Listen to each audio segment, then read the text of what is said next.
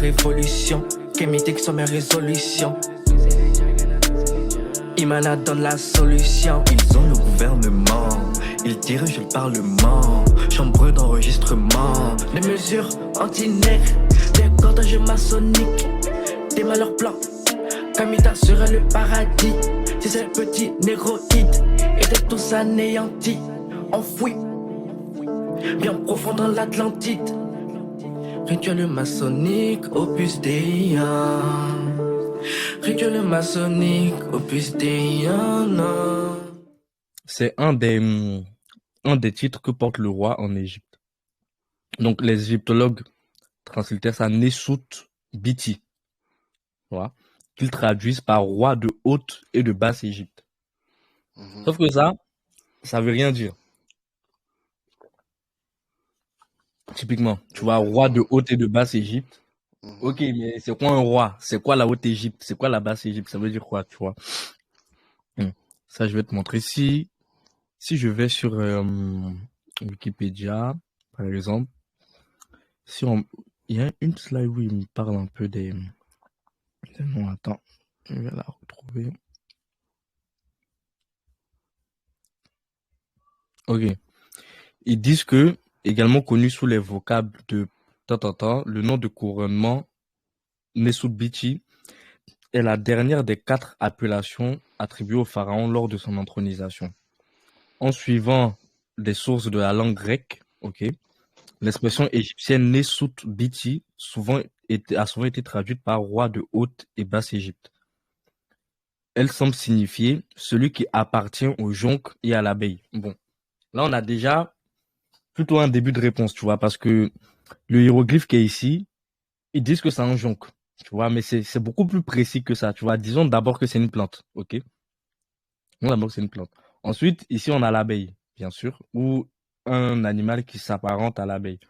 Donc, celui qui appartient au jonc et à l'abeille, ok.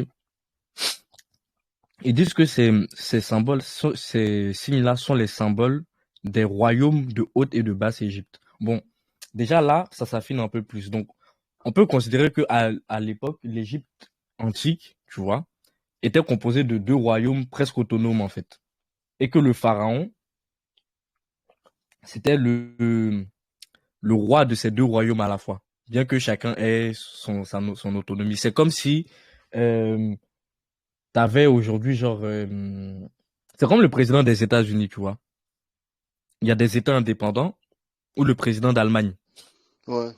Il y a des États indépendants et puis chacun se met d'accord pour élire celui qui va rassembler tout le monde. Ouais. C'est ce qu'on nous dit ici. On dit que la première partie fait référence à la royauté en tant qu'institution pérenne issue du monde divin. Le mot Nesut signifie roi. Comme les expressions père Nesut, maison du roi, ou du Nesut, commandant du roi, sa Nesut, etc., fils du roi. Bon, si je prends déjà le mot sou là, ok? C'est ce que je t'avais dit tout à l'heure quand il t'ai parlé de ton nom Assoumani. Le sou, en manding, ça veut dire prince. Tu vois, seigneur, majesté. En quelque sorte. Tu vois. C'est pour ça que eux ils traduisent ça ici par roi. Mais si on prend l'expression complète en bambara, on n'a pas le T, ça fait Nesou. Nesou, c'est dire je suis le Seigneur, en quelque sorte. Je suis le Seigneur. Ou je viens du monde des esprits, tu vois, du monde divin, du monde civilisé aussi. Ouais. Juste un truc, je suis désolé de te couper, mais je suis en train juste de te penser un truc. Donc si sous, ça veut dire seigneur, tout ça, mon seigneur, ça veut dire que le fait de dire monsieur en langue française, parce que monsieur c'est monsieur, monsieur, C'est et le sœur d'abord. c'est sœur Voilà. et sieur, ça vient de Monsieur. sous en fait. Voilà, c'est ça. Exactement. Ah, c'est chaud. Exactement. Tu vois ces connexions là que tu me fais faire dans mon cerveau, putain. C'est c'est énorme. Non, C'est mais en plus, c'est énorme. ça, ça vient vraiment du sou, là. Ouais, mais je sais, j'imagine bien, parce que pour moi, c'est dans la logique des choses. C'est pour ça que je pense que j'ai fait cette connexion-là, tu vois. Mais vas-y, continue, continue. C'est intéressant. En tout cas, c'est bien, tu vois. Parce que si tu réfléchis comme ça, tu vas vite apprendre. Je te promets. Hmm. Parce que tout est question de comment tu fais les connexions. Donc, la seconde Mhm. partie, BT, fait référence aux détenteurs mortels et donc éphémères de la charge royale. Bon, c'est ce qu'ils disent. Ce second thème rencontre plus précisément dans le contexte humain des affaires administratives et gouvernementales, comme dans l'expression Ketmeti Biti, trésorier du roi. Tu vois.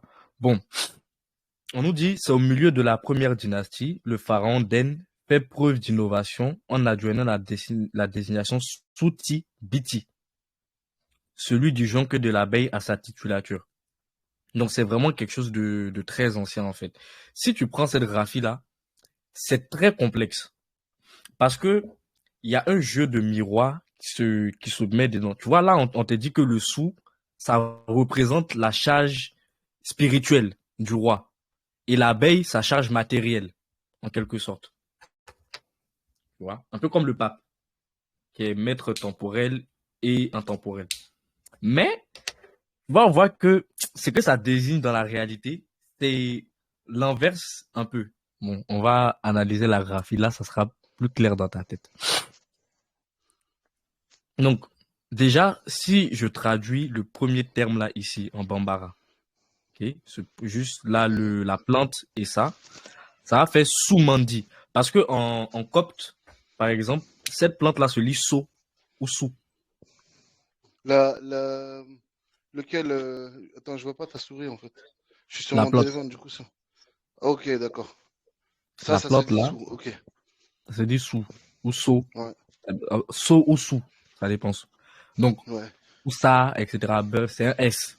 Donc, Mhm. en mandingue, on va traduire ça soumandi, le maître Souma. du monde invisible. C'est chaud, on dirait Soumani.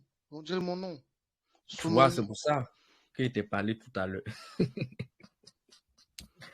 Tu vois, non? Parce que quand je dis Hmm. Soumani, par exemple, les, les Guinéens vont pas lire ça Mandi, ils vont lire ça Mani directement.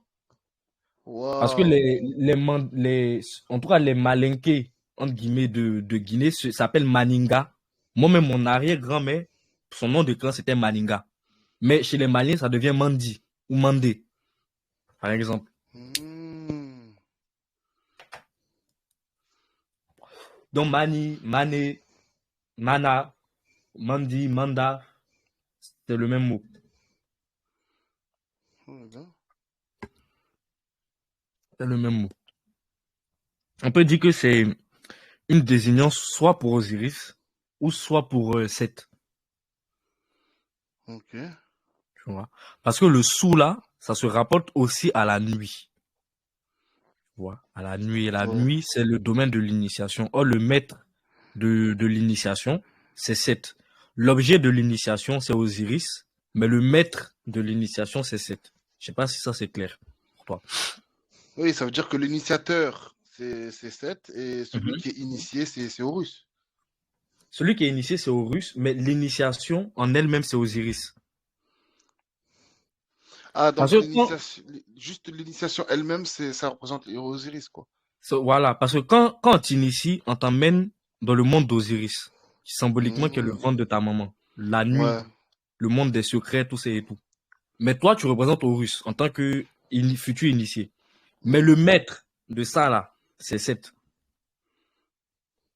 Chez les Mandingues, on Hmm. l'appelle Soumanguru. Soumanguru, c'est pour ça que c'est Soumandi. Ah ouais, là ouais, là je Souman, comprends. Souman, Là, Soumang. tu vois, Soumang. Souman. Soumanguru. Mais aussi, comme on peut être sûr que c'est vraiment Soumandi, parce que cette plante-là, ça représente la Haute-Égypte.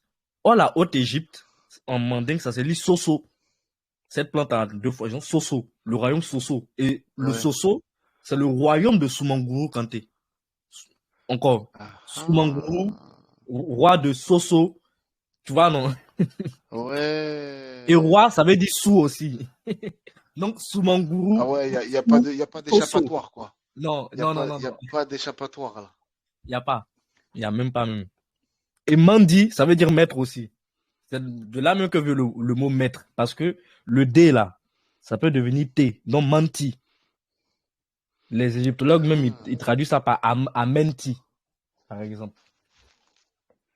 Mais Manti, chez nous, c'est aussi le royaume d'Osiris. Et c'est aussi un fétiche. Voilà, si je développe le Manti blanc. Tu vois, quand par exemple, il y a Jésus, le truc de la scène avec ses 12 apôtres. Ouais. Donc, si je vais sur Wikipédia, on peut avoir l'image.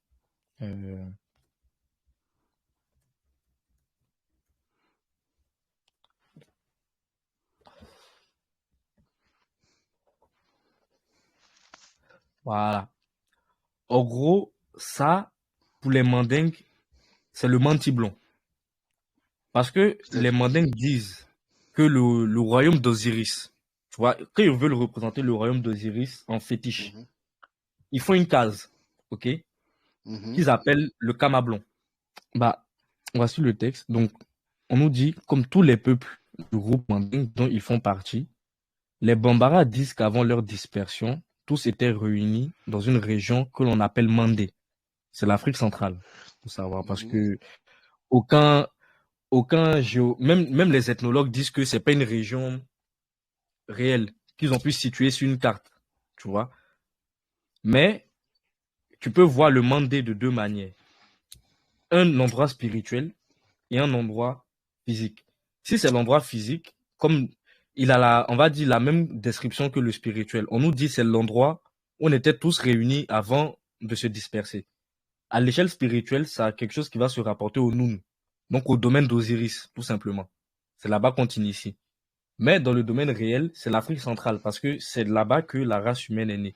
Et d'ailleurs même, quand Diodore de Sicile, voilà, quand Diodore de Sicile parle des Éthiopiens comme étant les premiers hommes, il dit, il est évident que les hommes qui habitent le Midi sont sortis les premiers du sein de la terre. L'expression Midi qu'il emploie là, c'est Mandé, MD, tu vois, ou Manti. Lui, il dit Midi, dans la perspective grecque, tu vois, mais c'est Mandé. Donc, c'est l'Afrique centrale. Et il dit clairement, c'est le lieu des Éthiopiens. Donc, où sont-ils tous au rayonné? De même, Mandé, Manine ou Manti, selon eux, signifie l'unité. Il représente une chose complète, parfaite. Tout comme le nombre 10, dont Mandé ou Manine n'est que le nom secret. Cette idée est particulièrement vive dans l'esprit de certains Bambara qui affirment qu'actuellement encore au village de Manine Kaba, il existe ce qu'ils appellent le Manti blanc, le vestibule du Mandé, dans lequel sont disposés autour de l'objet Pembélé. Bon, l'objet Pembélé, c'est le Manti blanc, tu vois, central. Soit tu peux l'appeler Manti blanc ou Pembélé, ça dépend. 12, autour de l'objet Pembélé, du coup, 12 sièges Sigiyoro, qui représentant les 44 races issues de ce foyer commun. Bon, quand tu prends le Pembélé ou Manti blanc avec les 12 sièges, you know, c'est ça Soumandi. C'est ça la Soumandi. En fait, c'est une supercherie de ouf. En fait, c'est même un plagiat de malade. C'est ça. Sauf que quand tu vas aller dans la case Bambara, on va te dire non, c'est du fétichisme, c'est des bêtises. Mais quand tu vois ça sur un tableau, c'est de l'art. C'est beau, c'est magnifique. Sur un tableau d'Européens, de blanc, quoi. C'est ça, tu vois. Ou même peu importe, même si un noir aujourd'hui dessine un tableau comme ça, que tu mets ça en face de la case Manti blanc, ils vont te dire pareil, oui, non, ça c'est du fétichisme, c'est non. Pourtant c'est la même chose. Il n'y a aucune différence. C'est parce que c'est fait par un noir. Non, en fait, le truc, c'est que c'est fait par un Africain. Tout ce qui est fait par les Africains, c'est du fétichisme. Non, regarde. Ça a toujours été comme ça, de toute façon. Même si c'est pas bon, c'est vrai que c'est lié à la condition d'être africain, mais même un Africain qui fait de la peinture, ok, il va peindre un tableau comme ça. Ouais. Tu vas lui dire que le tableau qu'il a peint là, c'est la même chose que le Manti blanc. Il va t'insulter. Un Africain, bon, Ah il est loin oui, de parce ses que traditions, tu vois. Donc, ben oui, Attends, il y a l'aîné, lui. à Topa, c'est même plus À profond que Topa. ça. C'est bon, souvent c'est là que moi ça me fait un peu de la peine, tu vois, parce que il y a aucune, c'est clair, on te dit que là tu vois bien Jésus. Jésus, ça vient de Iis en latin, ok? Ça veut dire ce qui est complet, ce qui est total, la totalité. C'est aussi le soleil, donc le Dieu primordial, ok? Ouais. Jésus, c'est aussi, on l'appelle le roi des vivants et des morts. Ce sont ses titres, n'est-ce pas? Qu'on lui donne et tout machin. Oui, oui, Bon. mais c'est exactement le truc, On nous dit aussi les qu'il a maîtres du 12 monde apôtres. invisible, le maître du monde invisible et du monde visible. Voilà, c'est ce qu'on nous dit. Bon, il y a aussi souvent même des représentations, bon ça vient de me revenir, d'Horus. Je ne sais pas si on peut retrouver ça ici, où tu le vois même avec ses 12 sébas. Donc c'est 12 étoiles Voilà. qui représentent les apôtres, en fait. Putain, voilà. Tu vois? Tu vois les 12 qui sont ici, puis lui qui est assis. Donc, Oui, je l'ai déjà vu, cette fresque. voilà. Donc, typiquement, oh, je suis parti de... Ah non, la scène de Jésus, là. Bon. Donc, typiquement, c'est ça. Donc, quand ici, on te dit, au village de Maninkaba, le Mantimblon, ok? L'objet Pembele, 12, autour de ce Pembele-là, il y a 12 sièges Sigi Yoro. Yoro, c'est Horus. Tu vois? Sigi, c'est s'asseoir. Tu vois, les sièges, c'est pour ça qu'ils sont assis sur la fresque là. Les sièges d'Horus. Ouais. Mais ce sont les envoyés. Même souvent, les épilogues vont les appeler les Shemshu Or, pour parler des suivants d'Horus, c'est-à-dire la dynastie 0, les rois qui ont construit l'Égypte pharaonique, avant Narmer. Donc Shemshu Or, ça veut dire les suivants d'Horus. C'est Shemshu Or là qui est Sigi Yoro. C'est la même chose. D'accord. Donc, en définitive, le Soumandi, c'est un peu ça que ça réitère. Les épilogues, tu vois ici, ils vont appeler cet endroit-là, dont je t'ai parlé, l'Amenti.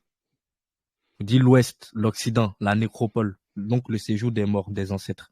C'est le domaine d'Ama, d'Osiris. En copte, on va lire ça Amente ou Emente. C'est ça qui donne Mandé. Mandé, chez les Mandingues, c'est ça là, le Mente là, c'est Mandé. Et dans les langues bantou, ça se rapporte à ça. Par exemple, en Pimboué, à Mandi, l'eau.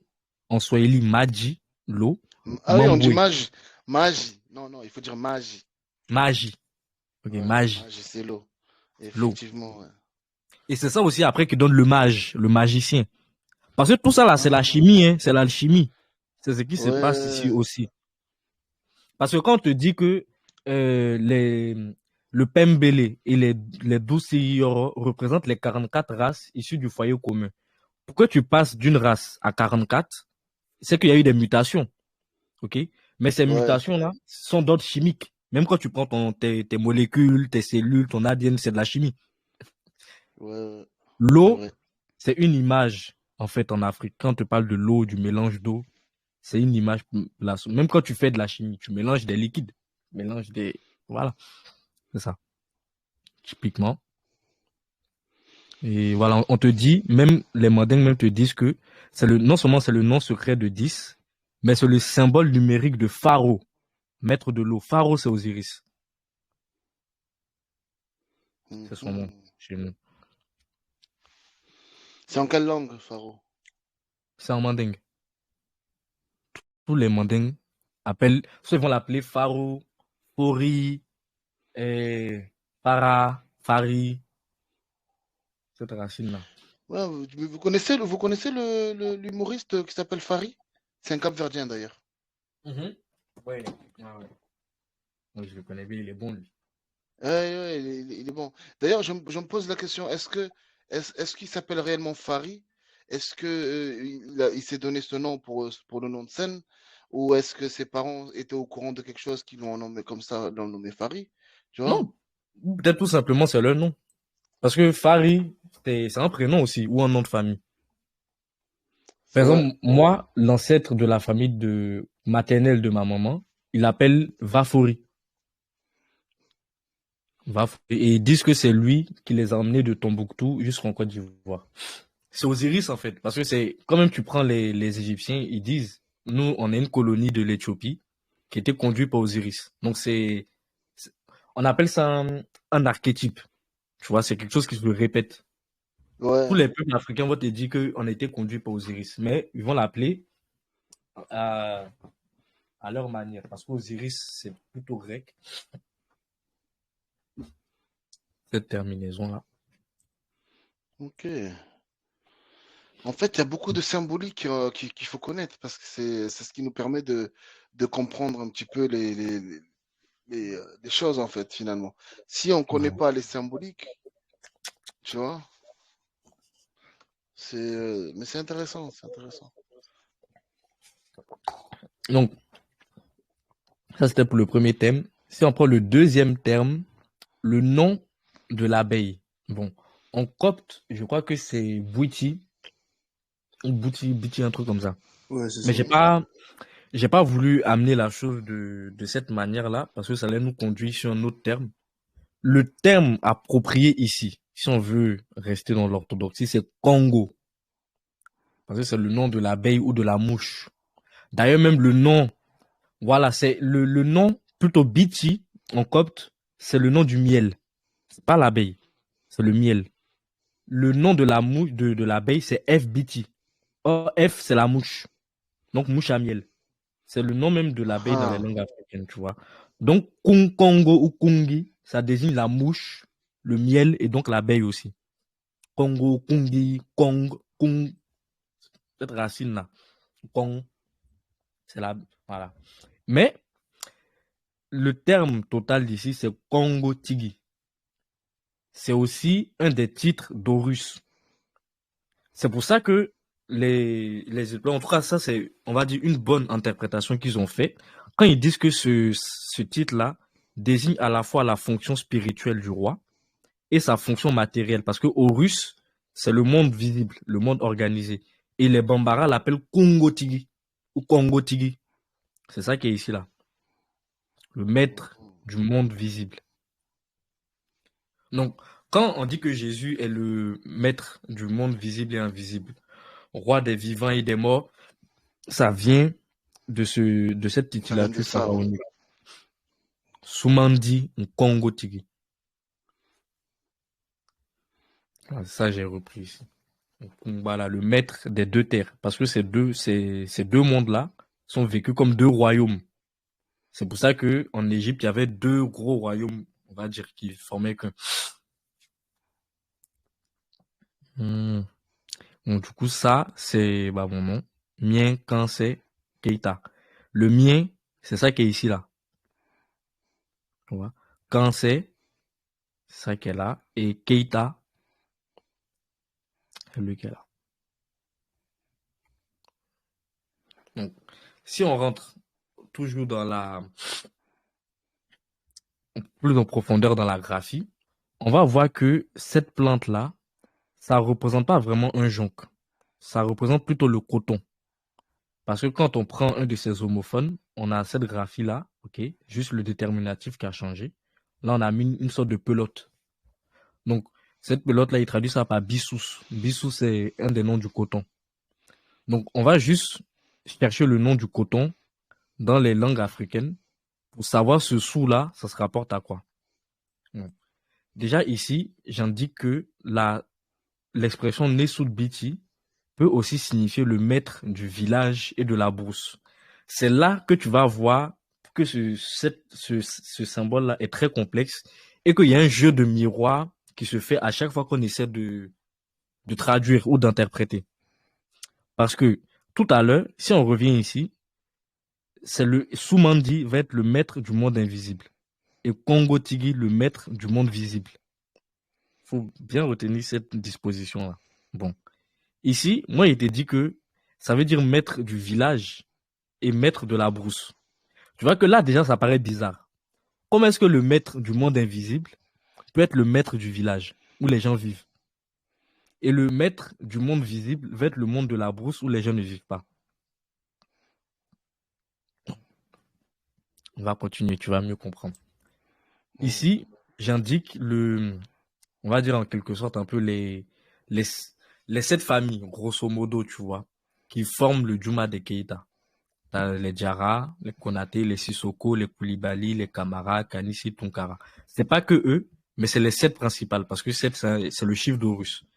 Ces Et familles-là, Juma, ça veut dire quoi? Ça veut dire clan? c'est ça, le nom du clan. Ou non, c'est la victoire. Fait plus, c'est la victoire. Mais on peut traduire ça par clan. On peut traduire ça par? Par clan aussi. Parce que tu sais comment on dit clan chez moi? Comment? Jama. Jama. Ah. En fait, c'est la grande famille. Oui, Jama, en fait, ça peut être un clan, ça peut être un groupe, c'est une association, ça peut être, Voilà. tu vois, Voilà, merci. Association, là, c'est ça même. Comment ça s'écrit? Ah, voilà. Juma, Jama. C'est le même nom. Juma, c'est ça qui donne Kama, par exemple. Quand vous dites Kama, c'est Juma. Ou Jama. Si. Keïta, en fait, c'était pas une famille à la base, même en Égypte. C'est le nom de famille, entre guillemets, que se donnait l'empereur. Quand il devient empereur, il prend ce nom-là, chez certains mandingues, Keïta.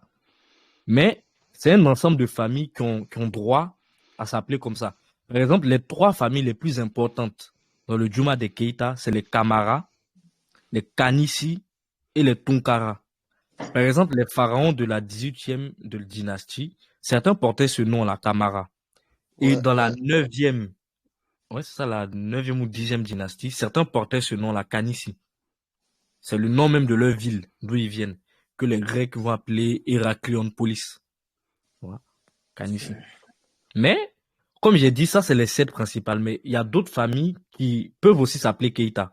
Parce que c'est un peu si je peux dire, des mutations des noms qui sont déjà ici. Par exemple, quand vous prenez le nom Diarra, ça donne Diata. Le nom Konaté, ça peut donner les Konaré ou les Naré. Tu vois, quelqu'un qui s'appelle Konaré ou Naré, c'est un Konaté. Bon, les Kanissi, souvent, ça devient juste Kani ou Koné. Ouais. Par exemple. Tout cela, ils rentrent, on va dire, ils peuvent prendre le titre de sous. En fait, cette famille qui, en fait, chaque nom a été, comment dire, c'est un peu diversifié. Ça a créé plein d'autres noms de familles qu'on connaît aujourd'hui. Alors qu'en fait, ils peuvent tous se retrouver sous un même nom. Sous un même nom. Et ils savent. Dans cette liste-là. Et ils savent. Par exemple, moi, la famille paternelle de ma maman, leur nom, c'est Diomandé. OK? Mais les Diomandé, ce sont des camarades. Et ils savent. Ils savent qu'ils sont camarades. Donc, ceux qui sont initiés. Comment ils peuvent savoir ça? Mais parce qu'ils savent très bien quand ils ont quitté le Mali, en fait. Quand ils étaient encore au Mali et au Mandé, c'était camarade. Diomandé, c'est un titre. Sauf que quand ils sont arrivés dans la partie de Guinée, Côte d'Ivoire, ils ont pris une certaine hégémonie et ils ont orienté les choses différemment de manière spirituelle. Nom de Camara, ils sont devenus Diomandé. Mais c'est parce qu'ils savent que Camara et Diomandé, ça veut dire la même chose. Ça, ils savent. Parce que K, ça peut se rapporter à l'esprit. Tu vois, non? Mara, ça veut dire maître, prince. Le Mara, là, c'est ça qui devient Mandé. Donc, c'est le maître de l'invisible. Ouais, est-ce que tu peux couper ton micro, s'il te plaît, Assalé? Qui ça, moi? Non. Ah oui, j'entendais du bruit aussi. Thank you. En gros, le Mara, là, c'est ça qui devient Mandé, parce que le R peut devenir D. C'est une mutation courante dans les langues. RD, tu vois. Donc, de Mara, ça devient Mada ou Mandé après. Et K, comme je t'ai dit, c'est l'esprit, tout comme Dio. Dio aussi, c'est l'esprit. Donc, c'est comme ça que Camara devient Diomandé. Et ils savent. Parce que jusqu'aujourd'hui, les Diomandés qui sont assez au fait de leur histoire, ils savent que quand ils vont en Guinée, au Sénégal, au Mali, qu'ils voient des Camaras, c'est leur famille. Et parce que la migration a été récente. Moi, je sais que c'est peut-être à partir du 16e siècle que les migrations des tribus du Mandé a commencé du nord vers le sud. Donc, c'est très récent. Donc, on peut encore se souvenir de ça, tu vois. Mm. Donc, ce terme sous là, si on va chez les Bassa, ils vont dire soute. C'est pour ça que eux ici ils traduisent ça par ni soute. Tu vois. Ni soute. Donc, soute veut dire coton. Mais on peut prononcer ça sourd. Parce que le T et le R, c'est la même lettre. On détonne soude ou sourd, le coton. C'est pour ça que ici, tu vois Bissous. C'est le Bantou qui dit ça. Enfant, sourd, coton, fin. Et les Mandingues, maintenant, vont dire sous la maison, le domicile, le chez-soi, l'habitation, la maison, le groupe d'habitation, le village. Tu vois. Les Bassa vont dire une sourd très noire. Donc, on peut dire que ce mot-là, cette graphie-là peut aussi désigner les peuples éthiopiens en général, les peuples noirs, qui sont sédentaires. Tu vois. Donc, ce sous-là, qui veut dire domicile, habitation, maison ou ville, est en opposition à Congo, qui veut dire la campagne. C'est pour ça que ici, le sous va Soumandi, maître du village, et Congo, Tigui, maître de la brousse. Donc, maître du village et de la brousse. Tu vois. Donc, c'est là le premier paradoxe, on va dire, parce que à la fois, le maître du village, c'est le maître du monde invisible, Mhm. tu vois, mais le maître de la brousse, c'est le maître du monde visible. Et tu vas comprendre avec les autres slides. Donc, ce Congo-là, si on prend toujours cette plante-là, en mandingue, on peut appeler ça aussi niebo, parce que ça peut désigner la germinaison. Parce que le coton, c'est une plante à fleurs, tu vois. Quand la plante sort, qu'elle commence à germer, à donner les fruits, on dit niebo, tu vois. Donc, ça va désigner ce type de plante-là en général. Et Congo, donc niebo Congo, je viens de la brousse. Pourquoi? Parce que au russe, il est désigné comme étant Congo Tigui, donc le maître de la brousse. Et la brousse, c'est l'endroit même où Horus est né, où Sundiata est né. Tu vois? C'est-à-dire que Isis, quand elle a fui, parce que Seth, son royaume, c'est la Haute-Égypte. Tu vois? Donc, quand il a tué Osiris, que Isis était enceinte et tout, elle allait chercher les morceaux de son corps. Elle s'est réfugiée dans le delta, qui est Congo, ici. Ok? Donc, c'est dans le delta qu'elle a accouché Horus, qu'elle a élevé Horus. C'est pour ça que cette expression-là, du roi de Haute et de Basse-Égypte, désigne Niebo Congo. Je viens de la brousse. Ouais. Attends, Celui qui vient du mais sud. moi, quand tu me dis, elle a donné naissance à Horus dans le delta, et que tu dis que c'est Congo, le delta, on parle du delta du Nil, Oui, dans la perspective égyptienne. mais dans le delta du Nil, est-ce que c'était de la brousse? Oui, c'était une brousse. C'était une sorte de marécage broussailleux, tu vois. Ok.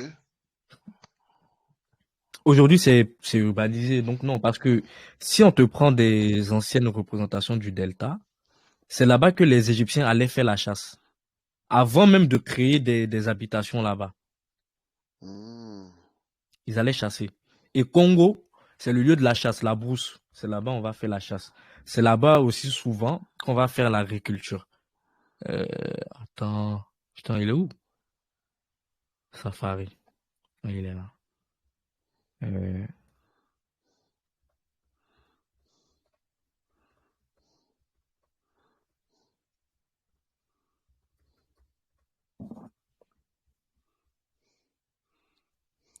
tu vois? Comment il représente Je vois plein d'images là, c'est laquelle qu'il faut regarder? celle sur laquelle j'ai zoomé. Ok. Tu vois comment il représente le delta, non? Ah ouais. C'est la brousse. Donc, ce qu'il y a dans le fond là, c'est des arbres? C'est les plantes de papyrus qu'ils ont représentées, mais ça représente les plantes sauvages. Ça peut être aussi des arbres, tu vois. Mais parce que la brousse, c'est l'endroit où il y a plein de plantes. Ça représente la végétation luxuriante, en quelque sorte. Ouais, Et l'eau, c'est pour indiquer aussi que c'est un marécage. intéressant. C'est ça, Congo, cet endroit-là. C'est là-bas que Isis a accouché aux Russes et elle a élevé. Mais comme Horus, c'est le dieu de la royauté, c'est pour ça que ça rentre dans le hiéroglyphe là de Nesut Biti, entre guillemets. Donc, ce Nesut Biti là peut désigner l'expression Niebo Congo, je viens de la brousse. Il m'est visible. Parce que, en Bamanan, Congo, ça veut dire campagne, brousse, espace non cultivé hors du village. Kumo, la brousse, espace non cultivé. On peut dire Congo ou Kumo. C'est ça qui donne Kama. Après aussi. Voilà. Kama, c'est là. Donc, Mandinka, Kumu, l'abeille. Envahi, Kumu, abeille. Kumi, Kumu. En Beboti, donc dans le domaine bantou, ça devient Kongi, la mouche. Attends, Kongi, mais en mouche. plus, attends, mais quand tu dis Kumi, c'est bien, parce que tout à l'heure, tu avais dit euh, que 10 c'était le secret, enfin, c'était quoi déjà? Les secrets du nombre 10 et que 10 ça représentait aussi Osiris. Et que là, et Kumi, tu dis, ça veut dire abeille. C'était quoi le rapport c'était quoi le rapport entre l'abeille et le 10, le secret des 10? C'était quoi le rapport entre l'abeille et ça? Il y avait un rapport ou pas? Il y a un rapport parce que, si tu veux, le Osiris, il est mort. C'est un Mhm. cadavre, c'est un esprit. Mais pour agir dans le monde, il faut qu'il se manifeste, il faut qu'il se matérialise. Et il va se matérialiser à travers l'abeille. C'est-à-dire, il va passer par l'abeille pour venir au monde, pour devenir Horus. Parce que Horus, c'est Osiris, mais en mouvement, dans le monde réel. Parce que déjà, cette structure-là, tu comprends. Ouais, ouais, ouais. Ok. Mais en fait, tu sais que je pose la question pour être sûr, parce que Oui. je viens de faire une connexion dans ma tête, parce que là, tu dis Koumé, ça veut dire quoi? C'est l'abeille, mais comme j'étais entendu tout à l'heure de faire un- le rapport justement par rapport au nombre 10, eh bien, Koumi, chez moi, ça veut dire 10, Mhm. Oui.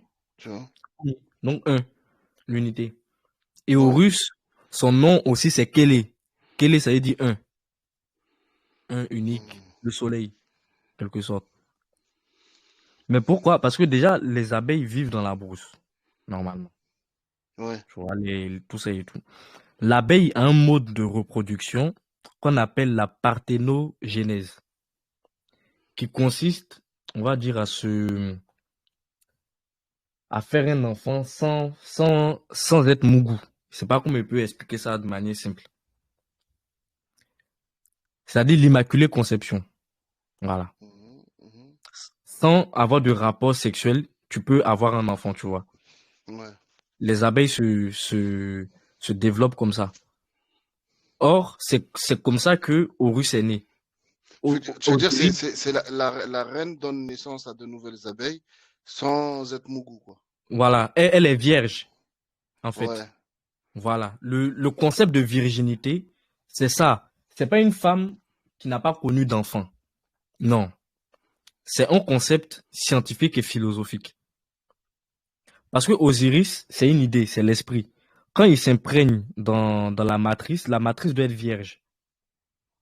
Tu vois. Hmm. C'est comme si tu veux imprimer un papier, plutôt un texte. Le texte sur ton ordinateur, c'est Osiris. L'imprimante, ça serait la matrice, donc l'abeille, Isis. Donc, il faut qu'elle soit vierge pour que quand tu vas imprimer là, ça sorte de manière lisible. Sinon, ça va donner du charabia, des trucs comme ça. C'est un Mhm. peu cette image. Ok. Qu'il y a. Donc, le Soumandi Congo Tigi, ça veut juste dire le maître de la campagne et de la brousse. Plutôt de la ville et de la brousse. Mais il faut savoir que la brousse, c'est le domaine des esprits. Et c'est ce C'est que pour j'allais ça, dire. c'est pour ça tout à l'heure, il t'a dit qu'il y a un paradoxe. Parce que le maître de, du visible est le maître du monde des esprits. Parce que la brousse, c'est là-bas les ancêtres sont. C'est là-bas Ouais. qu'on t'initie aussi. D'ailleurs, j'ai une anecdote à raconter là, que je veux bien partager avec vous. En fait, moi, il m'est arrivé un truc quand j'étais petit. C'est très mystique, moi et mon petit frère. En fait, on était allé en brousse avec mes cousins qui étaient plus âgés et on allait chercher des mangues. Tu sais, comme il y avait des manguiers, tout ça, là, on allait monter dans les arbres bon, pour recueillir des mangues et tout, se régaler bien, bien, bien. Donc, on allait manger tous les fruits, des trucs comme ça dans la brousse et rentrer. Le truc, c'est que moi, je crois que j'étais très jeune, hein. Je devais peut-être avoir 3 ans ou 4 ans. Et mon petit frère, il a 2 ans de moins que moi, tu vois. Mhm. Et, et à l'époque, et à cette époque-là, dans mon île natale, les petits enfants comme ça, on avait l'habitude de se balader, de se promener, de sortir tout seul avec les cousins, tu vois. Et vraiment, même dans la forêt, tout et tout, tu vois. En fait, ce qui s'est passé, c'est qu'un jour, on allait avec mon cousin et avec ses amis et tout. Et puis, on ne sait pas ce qui s'est passé. Bon, je me souviens pas ce qui s'est passé. Et puis, à un moment donné, ils nous ont perdus. Ils nous ont dit, ouais, on va voir un truc là-bas, on revient. Et puis, finalement, en fait, nous, on est resté là et on a plus vu, on a vu plus personne revenir. Tu vois ce que je veux te dire? Ouais. Ce qui s'est passé, c'est que on a passé, je crois, je sais même pas combien de temps, parce qu'apparemment, on nous a cherchés pendant longtemps. On était parti le matin, on nous a retrouvés le soir en début de soirée. Et en fait, les adultes qui nous ont retrouvés nous ont dit que moi et mon frère, on était on était plein de boue, nos vêtements étaient pleins de boue, de saleté, comme si on avait creusé, comme si on avait creusé le sol comme des ouvriers, tu vois. Alors Ouais. que pas du tout, tu vois. Et en fait, ce qui est le plus étonnant, c'est que mon petit frère et moi, on a un trou noir complet. Depuis ce jour-là encore, hein. Je me souviens de l'histoire avant et de l'histoire après, mais tout ce qu'il y a au milieu, je me souviens de rien du tout. Ni moi, ni mon petit frère. En fait, il y a certains adultes qui disent qu'en fait, comme quoi on a été protégé entre Enlevé. guillemets par des, hein? Moi, j'allais dire enlevé, mais non, du coup. Oui, même enlevé ou emmené par des esprits ou des créatures de la forêt ou je sais pas. Mais clairement, c'est un mystère encore même pour moi, pour tout le monde. Personne ne peut expliquer, même nous, hein.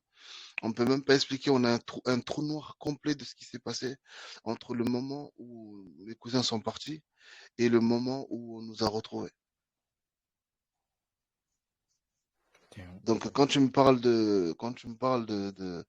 d'esprit de la forêt, des trucs comme ça et tout, ça m'a fait tout de suite penser à ça, en fait. Je sais pas pourquoi, mais ça m'a fait penser à ça. Ah, ça, peut-être que c'est ça. Peut-être vous avez été emmené. Je sais pas, je saurais pas te dire. Mais en tout cas, c'est assez atypique comme expérience, en tout cas. Ouais.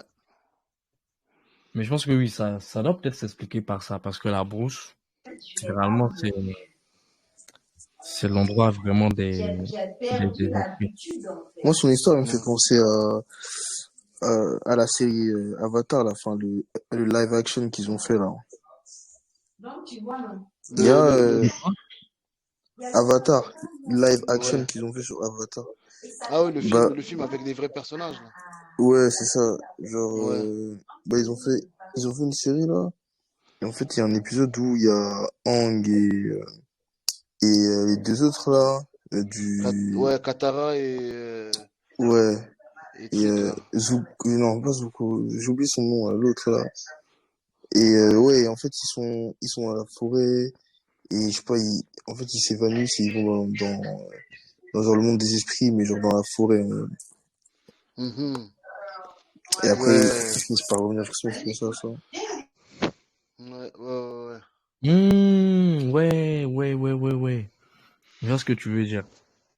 Donc Je vois ce que tu veux le dire. corps physique était encore là, Mhm. Mais les esprits sont allés dans le monde invisible, dans le monde des Voilà. esprits. Ouais, Ouais. ouais, je vois très bien ce que tu veux dire. Ben écoute, ouais, peut-être que un truc similaire qui a dû se passer. Mais en tout cas, ce qui est certain, c'est que bon, dans Avatar, ils se souviennent des choses, mais moi, c'est un trou noir complet. Tu vois, je suis pas Ouais. capable du tout de dire ce qui s'est passé, même encore aujourd'hui. Hein, tu vois, c'est Non, c'est fort. ouais. Donc, non, mais du coup, ça m'a fait penser à ça quand t'as traduit Koulibaly. Intéressant. En tout cas, c'est ça. Donc, ça veut dire le roi de la ville et de la brousse, maître du monde visible et du monde invisible, seigneur des vivants et des morts. Mm. Et ça montre aussi, on va dire, l'organisation même de l'État pharaonique. C'est-à-dire qu'il était divisé entre le sou, ok, ou so, qui signifie où on vit, la ville, les habitations, et la brousse, Congo. Et d'ailleurs, même aujourd'hui, quasiment tous les peuples africains ont cette structure-là. Ils font bien la distinction entre l'endroit où on vit, ok, où il y a les maisons, les habitations, et le campement voilà, que nous on appelle Congo chez nous. Et quand tu prends même le nom Congo, ok, souvent on va te dire non, c'est Kongo, le dompteur de léopard. C'est pas faux. Ouais, Mais le, moi, c'est ce que je dis. mais les dompteurs de léopard, c'est des initiés. Le lieu de l'initiation, c'est la brousse. Et quand tu prends même la situation géographique du Congo, c'est une brousse. C'est la brousse, ouais. C'est la brousse. Donc, voilà, non. Quand tu dis dompteur de léopard, c'est une image, tu vois, ça cache des réalités. Même là, même, ce que moi, j'ai dit là, même, c'est petit. Voilà, ce que peut-être un grand maître peut vous raconter, c'est très profond. Mm. Très, très profond. Wesh. Hmm. Ouais. Du coup, après, bon, ici, ça, c'est le terme du Sahara, fils de Dieu. Et en gros, eux, ils traduisent ça par Sarah. Franchement, j'ai pas. Bon, je comprends que le terme Sarah puisse se rapporter au terme de fils de Dieu. Parce que, par exemple, c'est ça qui va donner Nazareth, tu vois, pour Jésus. Et Sarah, dans les langues africaines, ça désigne Osiris Attends, aussi. tu peux répéter, j'ai pas tout entendu. J'ai dit le terme Sarah, ça se rapporte. Ils disent que c'est Ça, dit fils de Dieu. Sarah et Sarah, Saré, c'est la même chose, hein? c'est la même chose, oui.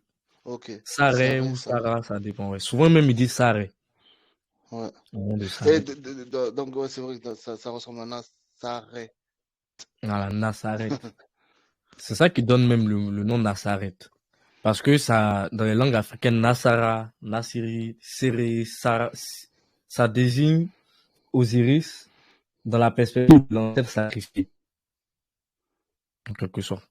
Donc le Fils de Dieu, quoi, le Fils que Dieu a envoyé pour se sacrifier, pour purifier le monde, les péchés, blablabla. C'est cette conception-là que les Africains ont du thème Saré. Sauf que bon, chez nous, il n'a pas été crucifié, il a été plutôt découpé. Mais Ouais. le terme de la croix et du découpage, c'est la même chose. Parce que la croix signifie le fait d'être écartelé, typiquement, tu vois. Mm, mm. Et ils ont enjolivé un peu le truc. Mais ce Jésus-là, en tout cas, quand ils ont créé leur truc, ils ont coupé quelqu'un, obligé. Je peux pas faire ça. Je fais pas ça. Mais, moi, par contre, j'ai pas encore trouvé, linguistiquement parlant, qu'est-ce qui peut rattacher le Sahara au canard?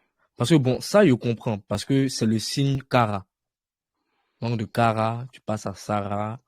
Bon, je peux comprendre. Mais le canard, là, bon, on va pas l'oublier quand même, tu vois, parce qu'il est là. En Il est fait, là. je dirais même, c'est même pas un canard, c'est une oie pour C'est moi. la même chose. Ah bon? Oui. Parce que le canard, Canard, l'oie, elle est quand même plus grande que le canard. canard, oie, dindon. Tout ça pour nos ancêtres, c'est la même chose. Ils ont les mêmes noms. Juste, souvent, certaines langues vont rajouter, par exemple, Dibata, c'est le terme du canard, en général.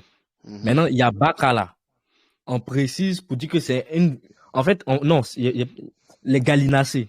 Voilà, c'est le terme pour les Mhm. gallinacés. Voilà, Dibata. Le terme Ga générique. Galinacé, chez moi on dit Gana Gana. Ça veut Gana dire Gana, canard. tu vois. Ça veut dire Canard. canard. Ouais. Tu vois, même le mot canard, c'est un mot typiquement africain, ça, tu vois, qui vient de nos langues. Mais il y a Bakala, c'est dit que Bakala, c'est comme au russe, en vrai, tu vois. Ouais. Donc, donc c'est une variété de canard. J'ai oublié le nom en français, mais c'est un canard un peu violet, gris d'une manière. En tout cas, sa tête n'est pas de même couleur que le reste de son corps. C'est simple. C'est un peu ça. Donc, il y a Bakala, ce serait le signe qui est ici, là. Parce que Kala, Kara, tu vois, non? Dibata, c'est lui. Donc là, je suis plus satisfait en disant Dibata, il y a Bakala que Sarah. Parce que Sarah, même si je comprends ce que le mot veut dire, je sais pas trop le rattacher aux hiéroglyphes qui sont ici. Ouais. Bon. Si je prends Nkele Dendo, Dendo, c'est le nom des canards, de la dinde dans les langues bantoues. Dans certaines langues bantoues. Mhm. Ils vont dire Dendo.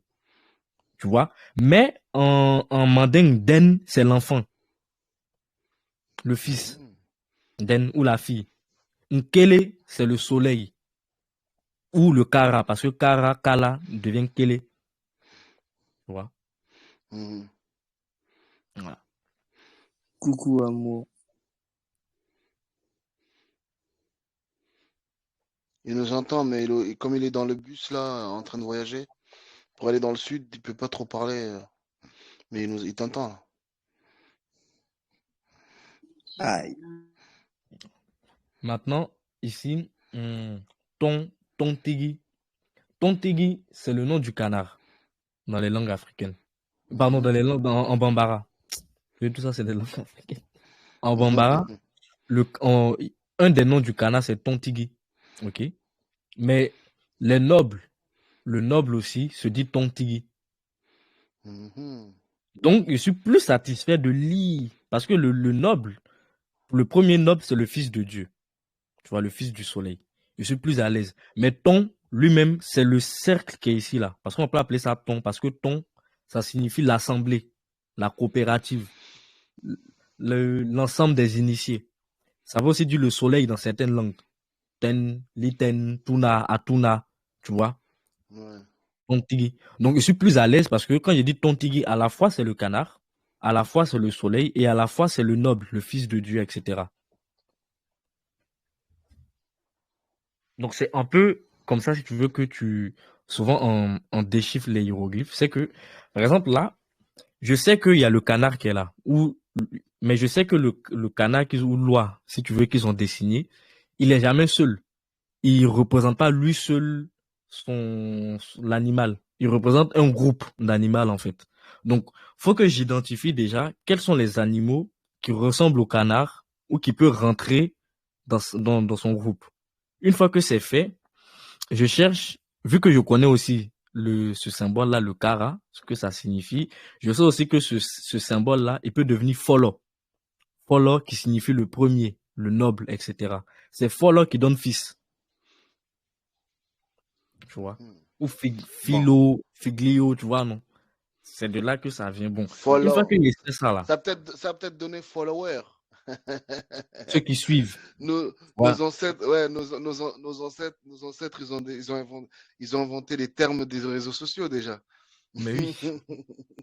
Parce que c'est des thèmes sociaux, tu vois, ça devient juste numérique ou digital, Ouais, mais ça change pas. follow, follow, follower, suivre, suivre. Le suivant, celui qui suit. Ouais. Ouais. Donc c'est comme ça que tu fais les liens. Et une fois que tu sais que bon, ça se rapporte au soleil.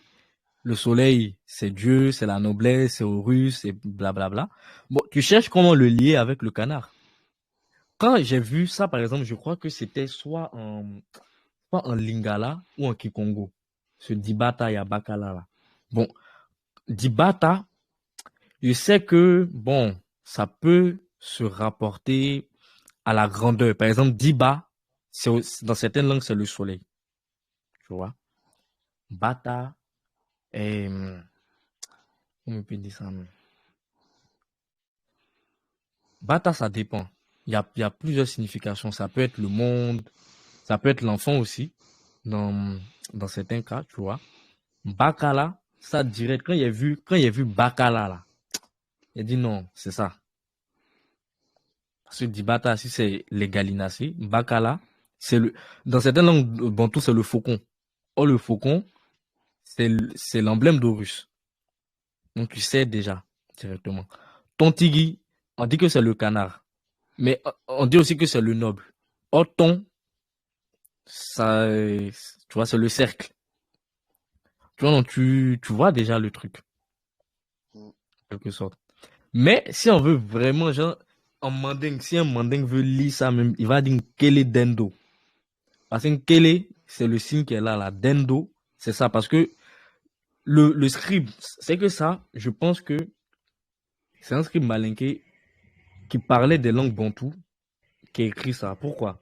Parce que nous, pour dire les gallinacés, tout ça là, on utilise plutôt le terme gua ou ba, des trucs comme ça et tout, ou bata, qui se rapproche aussi de ça, tu vois.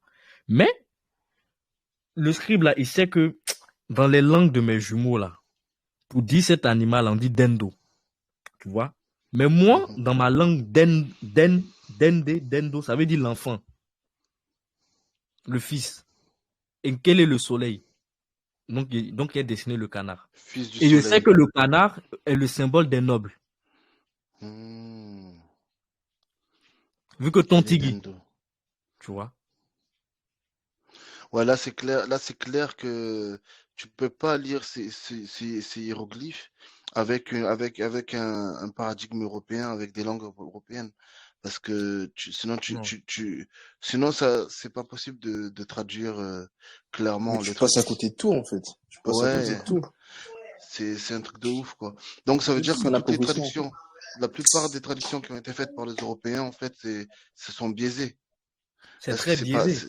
c'est Parce pas que les langues, fils du c'est pas soleil, c'est ouais. ça veut rien dire. Fils de Dieu, ça veut rien dire. Vraiment, ça, on te dit ça comme ça, bon, fils du soleil, ouais, mais ça veut dire quoi, tu vois?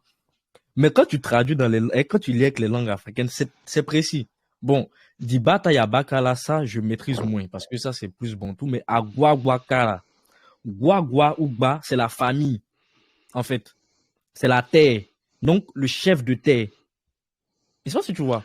Mais Là, c'est quoi? concret. Moi, je connais le guagua soupe, La la, sauce là. la sauce là, ouais. Mais justement, parce que Gwa ou Gba, c'est dire la cuisine. Mais la cuisine, Ah, qu'est-ce que c'est? La cuisine, c'est la première institution familiale, le foyer. Gba, ouais, ça veut ouais. dire le feu. Tu vois, non? Donc, c'est le forgeron. C'est que là, on rentre maintenant dans le Attends, concret. Parce que quand tu dis fils du ah, mais soleil, là, fils de Dieu, c'est vague. Mais quand tu dis le ouais, chef de terre, le chef de la cuisine, tu vois, non? Là, c'est concret. Tu sais, tu connais là, on est l'institution. vraiment dans le paradigme africain. Donc, Voilà. clairement, effectivement, Là, ouais. c'est clair. Quand tu Là, dis on arrive à, ton tigui, c'est dit le chef de l'Assemblée. C'est-à-dire celui qui préside à l'Assemblée où on vote les lois, où on prend les décisions. Ton tigui. C'est une institution qui, c'est que voilà. Là, on se sent. Mais quand tu dis Sarah, même quand ils utilisent le terme Sarah pour désigner, je ne sais pas exactement comment ils arrivent à faire ça. Tu vois, mais quand ils utilisent Sarah, bon, c'est pas faux. Parce qu'on sait que Sarah, c'est Nazareth, etc., etc. Mais ça reste encore très imagé. On a l'impression qu'on est dans la spiritualité en l'air. On prie un Dieu qu'on connaît pas, qu'on voit pas. Alors que nos ancêtres, en réalité, la spiritualité pour eux, c'était très pratique. C'était des choses vraiment du quotidien, en fait. Mm. Et surtout, c'était scientifique. Voilà. Tout était fait par l'observation, tu vois. Donc, Mhm. quand les copieurs ils viennent et disent fils de Dieu, en fait, nos ancêtres disaient fils du soleil. C'est incroyable. C'est ça, parce que même dans le terme Dieu, il y a une confusion. Parce que aujourd'hui, les Européens et les Asiatiques utilisent Dieu pour parler de l'invisible. OK?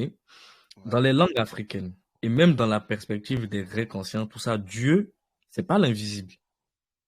Dieu, c'est ce que tu vois. Parce que Dieu, dans les langues africaines, ça signifie le soleil. Le terme Dieu, Diba, par exemple, Diba, Diou, Dia, tu vois, non, c'est ce que tu peux voir, ce que tu peux toucher, ce qu'on t'a donné.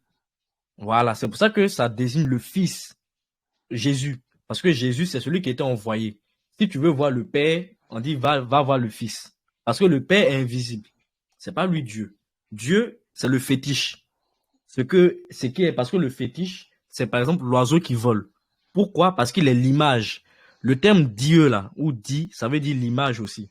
La photo, le portrait. Donc, tout ce qui est image de l'invisible, et comme tout ce qui existe émane de l'invisible, tout est Dieu.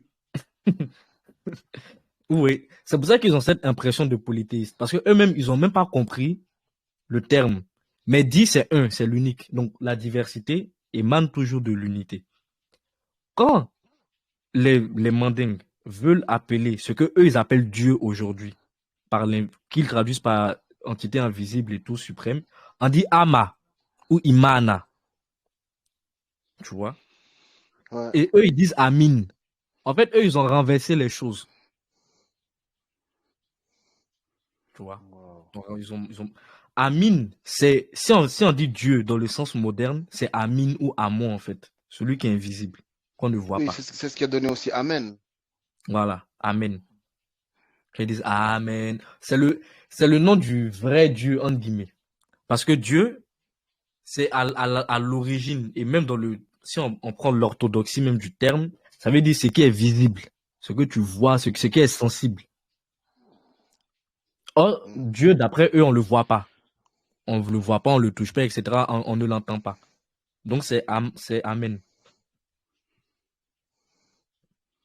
Non, c'était une petite confusion comme ça.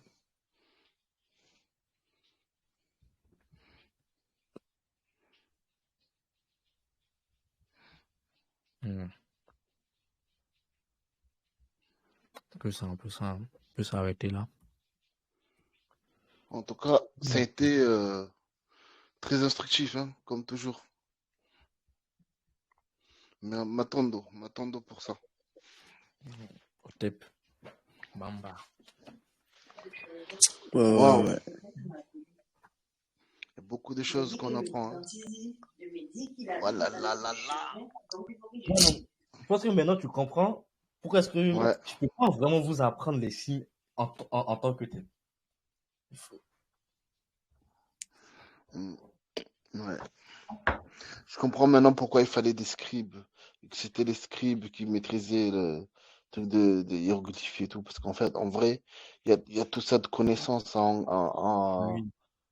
à développer et à maîtriser pour pouvoir maîtriser les hiéroglyphes, quoi. Donc c'est vrai que c'est incroyable. Ouais. Mais bon, après, c'est pas parce que c'est dur qu'il faut laisser tomber déjà, tu vois. Mais franchement, je ne sais pas si tu étais là la dernière fois, mais j'avais montré, attends, je vais remettre une ressource. Parce que dans le drive, il y a, j'avais mis, Un dictionnaire de hiéroglyphes? oui, Alors mais ça, j'aimerais bien savoir où tu l'as mis parce que c'est j'ai même, pas. c'est même plus précis que ça.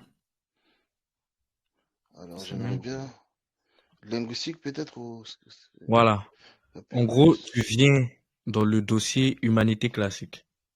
Ok. Ok, Ensuite, dans Scribe, il y a Orapolon. c'est là-dedans. Ouais. Moi-même, c'est une des ressources que j'utilise le plus. Malheureusement, j'ai pas le volume 2 en PDF. Et lui, en fait, il t'explique tous les signes avec la méthode Kuma.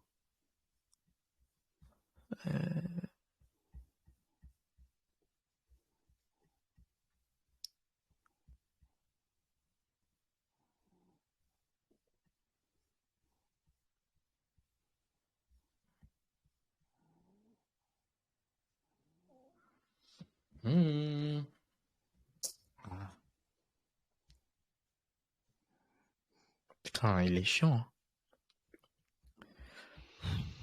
Ah, en fait, je crois il met du temps, en fait, à se charger. C'est quoi, c'est un truc de Google? Ouais, c'est le drive. Non, mais je veux dire, C'est le drive. le document. Le document, c'est un document qui sort des Google, machin truc, là. Les bouquins Mhm. Google. Ok. Je pense que à l'origine, oui, mais je l'ai pris dans une bibliothèque en ligne. Mais je pense que peut-être celle-là, ils l'ont pris justement à Google. Ok. Parce que j'avoue, Google aussi, ils ont une très bonne bibliothèque. Donc, tu vois, par exemple, ils t'expliquent ce que les signes veulent dire. Ils disent how they denote eternity. Comment ils définissent l'éternité. Donc, pour définir l'éternité, ils te montrent déjà les Le serpent. hiéroglyphes qui sont associés à ça. Le serpent, le roi avec le serpent ici, la barbe. Voilà. Et ils t'expliquent. To denote eternity, they depict the sun and the moon. Tu vois. Donc, il te dit aussi que le soleil et la lune rentrent dans le cadre de l'éternité. Parce que ces éléments sont éternels. But when they would to represent eternity differently, they delineate a serpent with its tail covered by the rest of its body. Donc un serpent courbé, en quelque sorte. C'est ça. Mais parce que, par exemple, le nom du python, on prend le python, donc le serpent qui s'enroule, c'est en mandingue, c'est mini-yang, tu vois. Mini-yang. Chez les Bantous, ça va devenir Naga ou Niega et tout. Mais ça, là, ce terme-là, ça va donner, par exemple, le mini-yang peut devenir Munun, tu vois, ou Munya, ou Dunya, qui veut dire le monde, ici-bas, tu vois, le monde Ah, éclairé, oui, ben Dunia, chez moi aussi, ça veut dire le monde. tu vois. Mais quand tu dis le monde, c'est pas la Terre, c'est la partie du Nun éclairé. Et le Nun éclairé, c'est l'univers. Partout, il y a des étoiles. C'est ça. Mhm. Et ce truc-là, il augmente tout le temps. Comme le serpent, en fait, qui se mange, qui s'enroule lui-même et qui grossit de lui-même, tu vois. Ouais. C'est ça. Parce que dans les langues, ils ont le même nom.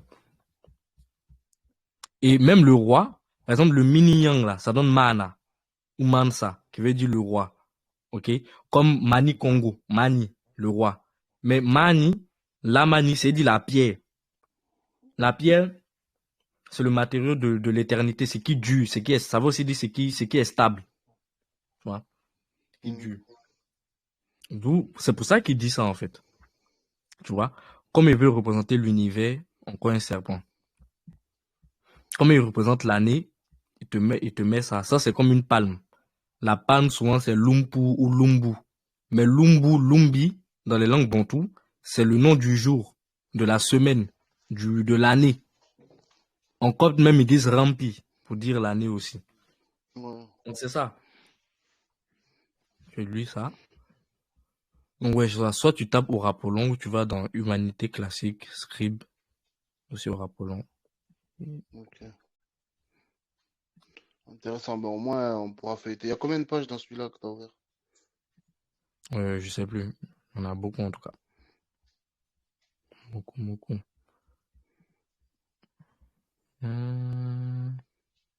Après, bon, ta méthode Kuma, t'as plein on a dit de PDF où tu peux venir jeter un coup d'œil. Ouais, je regarderai.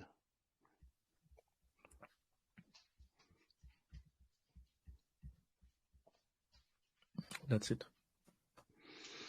Ok. Ben, merci. M'attendons en Monsieur tout cas. Koulibalisier. J'ai commencé. Culturelle est la révolution. Kémitique sont mes résolutions. Imana donne la solution. Ils ont le gouvernement.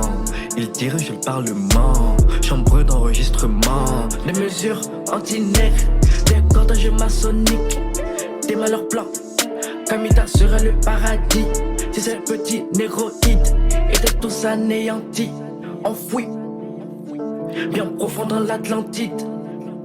Rituel maçonnique, opus Dei.